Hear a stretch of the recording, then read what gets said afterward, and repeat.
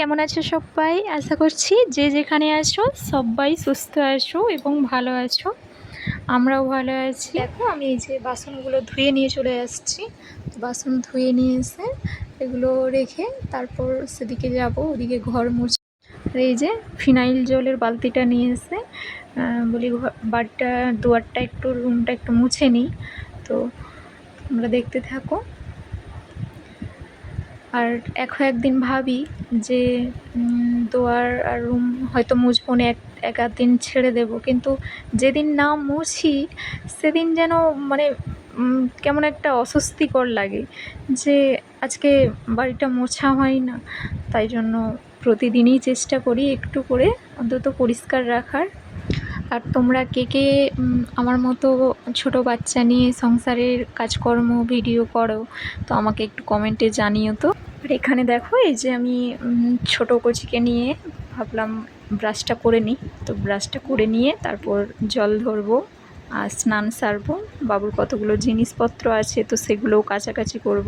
জানো তো আসলে আজ থেকে একটু কাজের চাপটা আরও একটু বেড়ে গেল, কারণ সারাদিন তো সময়ই পাই না নিজের জন্য একটু সময় বের করার।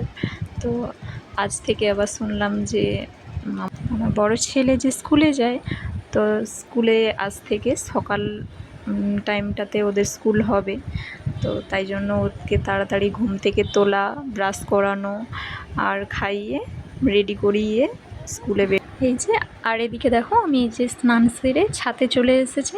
ছাদে জিনিসপত্রগুলো রোদে শুকাতে দিয়ে তারপর ভাবলাম নিচে গিয়ে এখনও ঠাকুর বাসন টাসনগুলো ধোবো।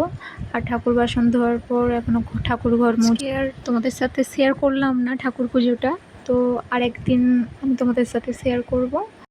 তো এখানে দেখো এই যে এটা কি বলো তো, এটা আমাদের পান গাছ। আসলে পান গাছটা আমার শ্বশুরমশাই লাগিয়েছে। তো এতটাই বড় হয়ে গেছে, আমার নিচে লাগানো আছে আর ছাদ পর্যন্ত উঠে গেছে। দেখো এই যে ছাদ পর্যন্ত উঠে গেছে।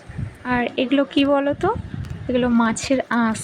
আসলে আমাদের মাছের ব্যবসা, যার কারণে মাছের যে আঁশ হয়, তো আঁশগুলো নিয়ে আসা হয় আর ওগুলো ধুয়ে পরিষ্কার করে রোদে শুকানো হয়, শুকিয়ে বিক্রি করা হয় ওগুলো।